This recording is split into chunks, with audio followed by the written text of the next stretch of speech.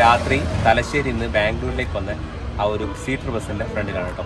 നമ്മൾ ഇന്ന് ഇവിടുന്ന് ബാംഗ്ലൂരിൽ തിരിച്ച് കോഴിക്കോടേക്ക് പോവാണ്. തിരുവനന്തപുരം ഡിപ്പോ ഓപ്പറേറ്റ് ചെയ്യുന്ന AC seater come sleeper bus. ഇതേ നമ്മുടെ തൊട്ട് പുറകിലായിട്ടൊരു കൊട്ടാരക്കര വണ്ടിയാണോ കിടപ്പുണ്ട്. അത് കൊട്ടാരക്കരയുടെയാണ്. ട്രിവാൻഡ്രം വണ്ടിയിലാണ് നമ്മളിന്ന് യാത്ര ചെയ്യുന്നത്. ട്രിവാൻഡ്രം ഡിപ്പോ ഓപ്പറേറ്റ് ചെയ്യുന്ന ബാംഗ്ലൂരിൽ നിന്ന് ട്രിവാൻഡ്രത്തേക്ക് സർവീസ് നടത്തുന്ന AC സീറ്റർ കം സ്ലീപ്പർ ബസ്സിലാണ് യാത്ര ചെയ്യുന്നത്. സെയിം ഇതേ പാറ്റേണിലുള്ള പെയിൻറ്റിങ്ങും കാര്യങ്ങളൊക്കെയുള്ള ഉള്ളിൽ മാത്രം വ്യത്യാസങ്ങളുള്ള ആ ഒരു ബസ്സിലാണ് നമ്മളിന്ന് യാത്ര ചെയ്യുന്നത്. അപ്പോൾ ആ ഒരു ബസ്സിൻ്റെ വിശേഷങ്ങളാണ് നിങ്ങൾക്കെല്ലാവരും ഞങ്ങളുടെ പുതിയൊരു വീട്ടിലേക്ക് സ്വാഗതം.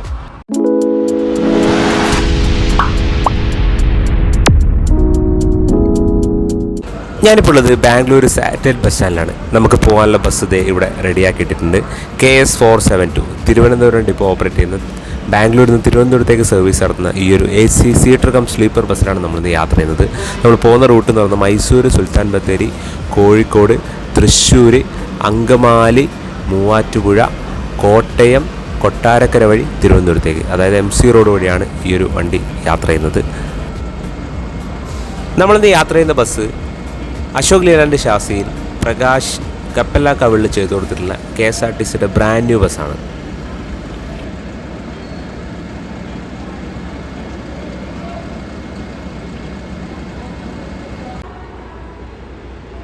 പലയിടത്തും നമ്മുടെ ഈ ഒരു ബ്രാൻഡ് ന്യൂ ബസ്സിൻ്റെ കളർ തീം അത്ര ഇഷ്ടപ്പെട്ടില്ല എന്നുള്ളൊരു അഭിപ്രായമുണ്ട്. ബട്ട് എനിക്ക് ഓക്കെയാണ്, വലിയ കുഴപ്പമൊന്നും എനിക്കങ്ങനെ ഫീൽ ചെയ്തിട്ടില്ല. എനിക്ക് ഇഷ്ടപ്പെട്ടു എന്ന് തന്നെ പറയാം. ആ ഒരു പുറകിലുള്ള ആ ഒരു കഥകളിയൊക്കെ നല്ല ഭംഗിയായിട്ടുണ്ട് കേട്ടോ.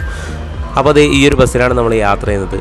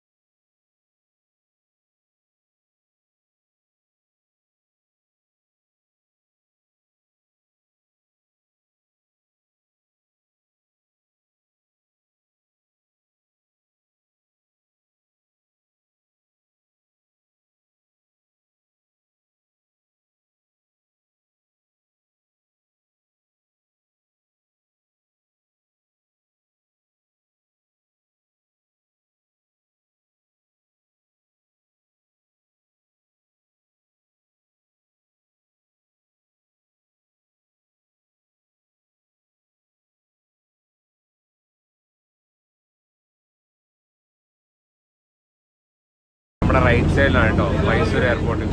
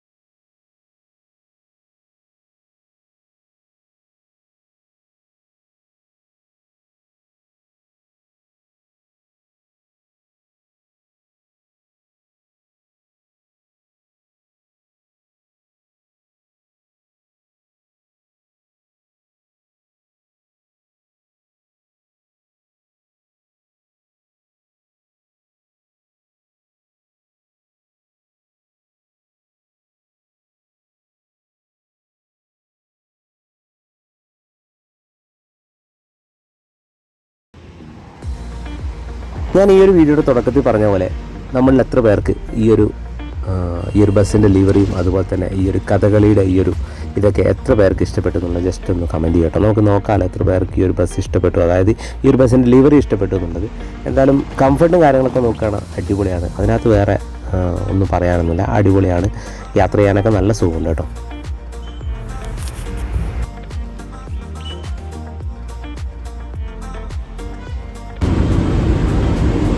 നമ്മളങ്ങനെ അവിടെ നിന്ന് ചായ കുടിച്ചിറങ്ങി കേട്ടോ. സമയം നോക്കിയോ 6:05 കഴിഞ്ഞു, 6:07. ഇതൊന്ന് ഇരുടായി കേട്ടോ, മൊത്തത്തിൽ ലൈറ്റൊക്കെ ഒന്ന് ഡിമ്മായി.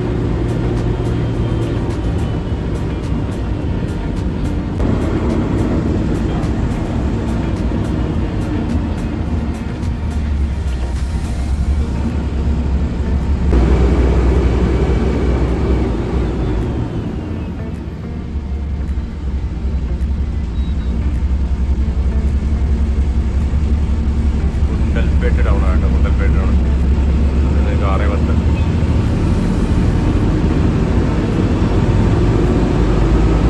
നേരെ പോയി കഴിഞ്ഞാൽ നമുക്ക് ഊട്ടി, അതായത് ഗുണ്ടൽപേട്ട് വഴി ഊട്ടിക്ക് പോവാം.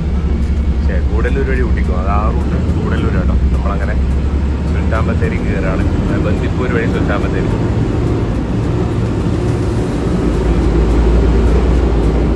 നമ്മളിവിടുന്ന് കുറച്ച് ദൂരം സഞ്ചരിച്ചിട്ട് നമ്മൾ വനത്തിലേക്ക് പ്രവേശിക്കും കേട്ടോ, ബന്ദിപ്പൂർ വനത്തിലേക്ക് പ്രവേശിക്കും.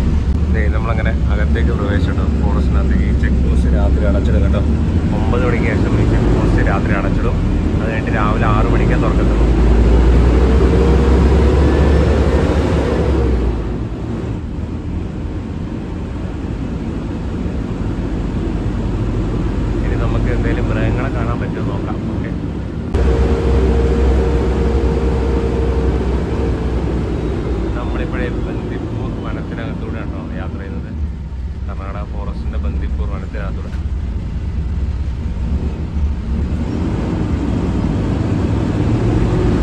കണ്ടോ ആനേനെ കണ്ടോ? എന്നാലും നമുക്ക് നല്ല ഭാഗ്യമുണ്ട് കേട്ടോ, ആനേനെ കാണാൻ പറ്റി. ജസ്റ്റ് ഒരു വിനായ പോലെ കിട്ടിയിട്ടുണ്ട് കേട്ടോ. അതേ സമയത്താണ് നമുക്ക് കുറച്ചും കൂടെ നമുക്ക് ക്ലിയറായിട്ട് കിട്ടുമായിരുന്നു. ഒന്നാമത് വെളിച്ചത്തിൻ്റെ ഒരു പ്രശ്നം കാരണം അധികം പ്രോപ്പറായിട്ട് കാണാൻ പറ്റിയില്ല.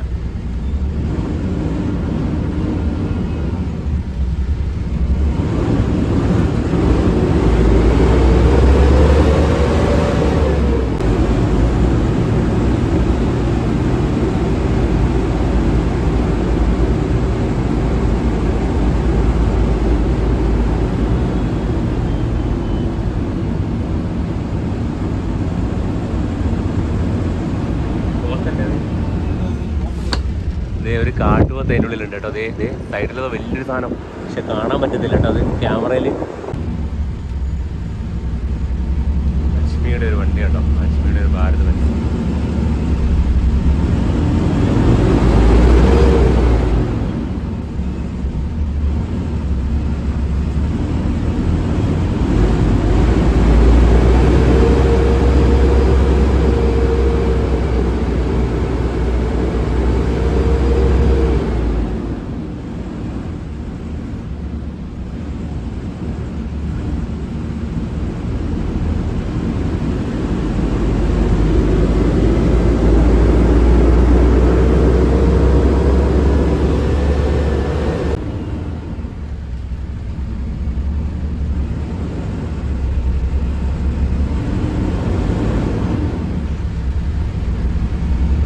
അവിടെ ഒരു വലിയൊരു ബോർഡ് കാണാം കേട്ടോ, welcome to Bandipur tiger reserve.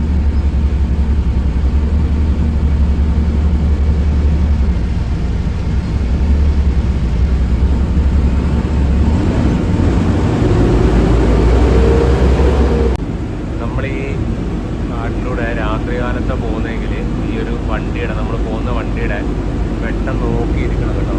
നന്നായിട്ട് ശ്രദ്ധിച്ച് നമുക്ക് നല്ല രീതിക്ക് മൃഗങ്ങളെ കാണാനായിട്ട് സാധിക്കും. നോക്കിയിരിക്കണം, ഇതിലെ കാണാൻ പറ്റത്തുള്ളൂ കേട്ടോ.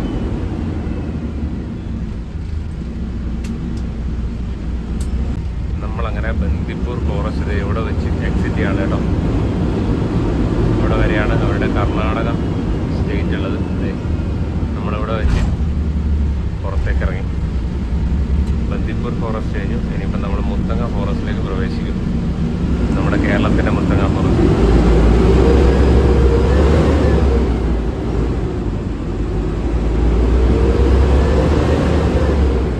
നമുക്കിവിടെ ബോർഡ് കാണാം കേട്ടോ, വെൽക്കം ടു കേരള, കേരളത്തിലേക്ക് സ്വാഗതം. നമ്മുടെ റൈറ്റ് സൈഡിൽ കാണാം welcome to Wayanad wild life sanctuary.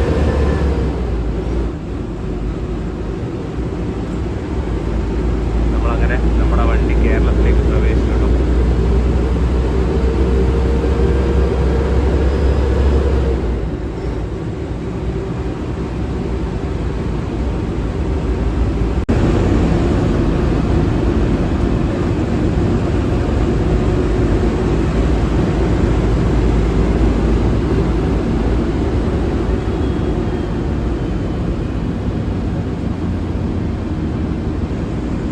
യാത്ര ചെയ്തുകൊണ്ടിരിക്കുന്നത് മുത്തങ്ങ ഫോറസ്റ്റിനകത്തൂടെയാണ് കേട്ടോ. ബന്ദിപ്പൂർ ഫോറസ്റ്റിൽ നമുക്ക് കാട്ടുപോത്തിനെയും ആനനെയും കാണാൻ പറ്റും, പക്ഷേ ഇവിടെ ഒന്നും കാണാൻ പറ്റിയില്ല കേട്ടോ. ഇത്രയും നേരമായിട്ടൊന്നും കാണാൻ പറ്റിയില്ല.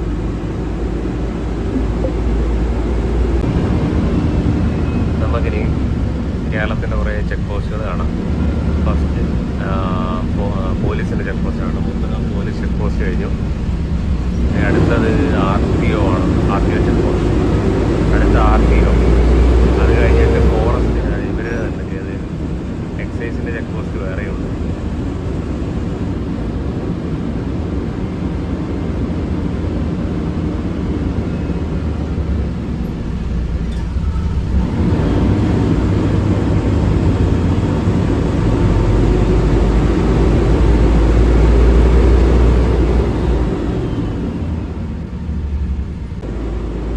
ലാസ്റ്റായിട്ട് അവിടെ എക്സൈസിൻ്റെ ചെക്ക് പോസ്റ്റ് ഉണ്ടായിരുന്നു. ആ ഒരു ചെക്ക് പോസ്റ്റിൽ നമ്മളെ വണ്ടി നിർത്തിച്ചു. അവർ ജസ്റ്റ് ഒന്ന് ചെക്ക് ചെയ്തിട്ടുണ്ടായിരുന്നു വണ്ടിയുടെ ഉൾവശമൊക്കെ. ഒന്നാമത് ഇൻട്രസ്റ്റേറ്റ് വണ്ടി ആയതുകൊണ്ടാണ്, ബാംഗ്ലൂരിൽ നിന്നൊക്കെ വരുന്നതല്ലേ, അപ്പോൾ എന്തെങ്കിലുമൊക്കെ ഉണ്ടോ എന്ന് അറിയാൻ വേണ്ടിയിട്ടാണ് അവർ ജസ്റ്റ് നമ്മളെ വണ്ടി കൈ നീട്ടി ചെക്ക് ചെയ്യിപ്പിച്ചത്. ഞാൻ ഇതിനു മുമ്പ് വന്നപ്പോഴും ഒരു സ്കാനിയ വന്നപ്പോഴും അവർ കൈ നീട്ടിയിട്ട്, അതും ബാംഗ്ലൂർ വണ്ടിയായിരുന്നു, ബാംഗ്ലൂരിൽ തിരുവനന്തപുരത്തേക്ക് യാത്ര ചെയ്യുന്ന സ്കാനിയ ആയിരുന്നു. അന്നും ഈ പറഞ്ഞ രീതിയിൽ ഇവർ ചെക്ക് ചെയ്തിട്ടുണ്ടായിരുന്നു കേട്ടോ.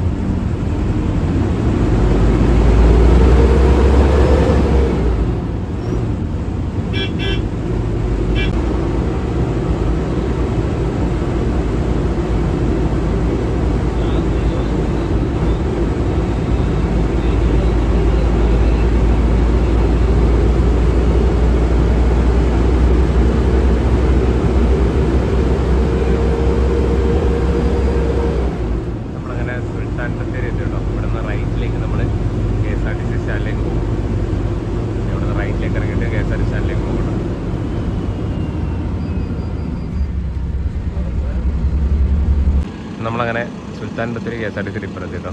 സമയം നോക്കിക്കോ, 7:39 കേട്ടോ. ഇവിടെ ഡീസൽ ഫില്ലിംഗ് ഉണ്ട്, അത് കഴിഞ്ഞിട്ടേ പോകത്തുള്ളൂ കേട്ടോ. ഈ ഒരു വണ്ടി അടിച്ചു കഴിഞ്ഞത് മാറ്റിയിട്ട് വേണം നമുക്ക് അടിക്കാനായിട്ട്.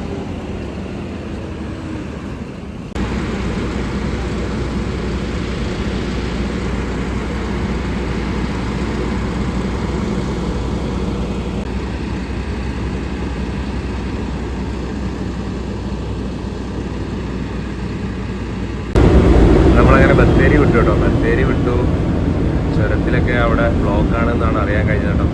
അവിടെ ബത്തേരി സ്റ്റാൻഡിൽ നിന്ന് പറഞ്ഞതാണ് 1-2 പേര്. അപ്പം അങ്ങനെയാണെങ്കിൽ ഇന്നത്തെ കാര്യം തീരുമാനമാവും, നമുക്ക് നോക്കാം. എന്നാൽ ഇന്ന് ഞായറാഴ്ച രാത്രിയാണ്, അപ്പോൾ അതുകൊണ്ട് തന്നെ ഈ നാട് കാണാൻ ഇറങ്ങിയ ആളുകളൊക്കെ തിരിച്ചിറങ്ങുന്ന സമയമാണ്. അതുകൊണ്ട് എന്തായാലും ബ്ലോക്ക് ഉണ്ടാവാൻ ചാൻസ് വളരെ കൂടുതലാണ്. ഇപ്പം തന്നെ നിങ്ങൾക്ക് കാണാം, ബത്തേരിയുടെ അവിടെ അത്യാവശ്യം നല്ല ബ്ലോക്കാണ്.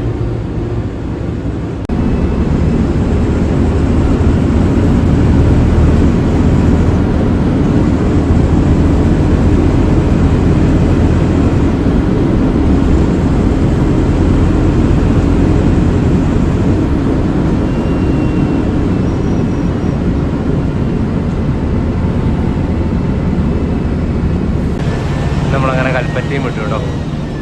35.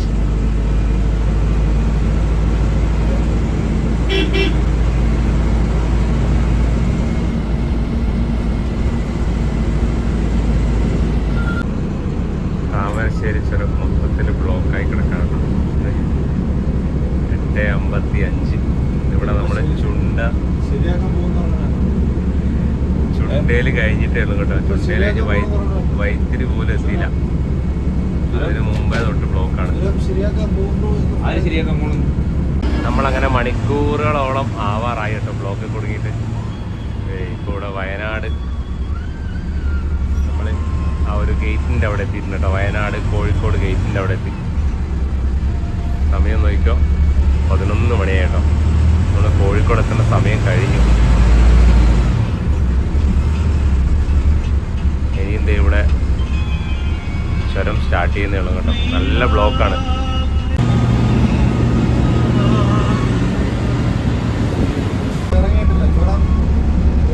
നിങ്ങൾ കണ്ടോ, ഒന്ന് ദൂരത്ത് ബ്ലോക്കാട്ടോ. നല്ല ബ്ലോക്കാണ്.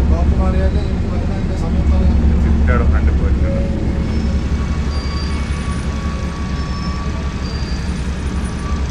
താഴത്തും കണ്ടോ നിങ്ങൾ, താഴത്തും ബ്ലോക്കാണ്. താഴത്ത് കയറി വരുന്നതിൻ്റെ ബ്ലോക്കാണ്.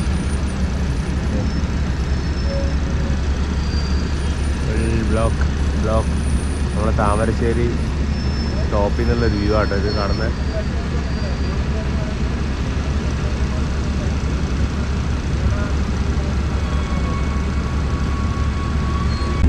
എത്ര മണിക്കൂറായിരുന്നോ?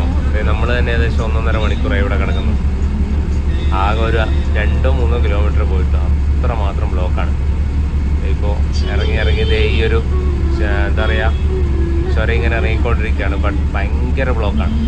ഇത്രയും നേരമായിട്ടൊരു പോലീസുകാരൻ പോലും ഉണ്ടായിരുന്നില്ല. മുകളിൽ ആ ഒരു ബോർഡറിൻ്റെ അവിടെ, അതായത് ആ ഒരു കവാടമില്ല, കവാടത്തിനവിടെ 2 പോലീസുകൊണ്ട് ഉണ്ടായിരുന്നു. ഏതോ ഒരു വണ്ടിക്ക് എസ്കോട്ട് പോകാൻ വേണ്ടിയിട്ട് മാത്രം. അവർ ആ വണ്ടി എസ്കോട്ട് വണ്ടി വന്നപ്പോൾ അവരെ കൂടി അങ്ങ് പോയി. അത്ര തന്നെ. നമ്മളെപ്പോലത്തെ ആളുകൾ ഇവിടെ ഇങ്ങനെ കിടക്കുകയാണ്. എത്ര മണിക്കൂറായി കിടക്കുന്നോ. Full block. ഒരു പോലീസുകാരൻ പോലും ഇല്ല. എന്തിന് ഇവന്മാർക്കൊക്കെ പിന്നെ എന്ത് പണിയാന്ന് വെച്ചാൽ ഭയങ്കര ബുദ്ധിമുട്ടാണ്. സത്യം പറയാൻ എത്ര ജനങ്ങളാണ് കഷ്ടപ്പെടുന്നു. ഈ ബ്ലോക്കിൽ കിടന്നിട്ട് എത്ര എവിടേക്ക് എത്തണ വണ്ടിയാണ്. ഈ വണ്ടി തിരുവനന്തപുരം വരെ എത്തണ്ട. ഏത് സമയത്തിനോട് എത്തണം തിരുവനന്തപുരം. ചുരത്തിലെ ആ ബ്ലോക്ക് കാരണം ഞാൻ അകത്ത് പോയിട്ട് കുറച്ച് നേരം റെസ്റ്റ് ചെയ്തു. പിന്നെ ഞാൻ കണ്ണു തുറന്നപ്പോൾ കോഴിക്കോട് സ്റ്റാൻഡിലെത്തിയൊരു അവസ്ഥയാണ് ഞാൻ കാണുന്നത് കേട്ടോ. കോഴിക്കോട് സ്റ്റാൻഡിലോട്ട് കയറിക്കൊണ്ടിരിക്കാൻ വേണ്ടി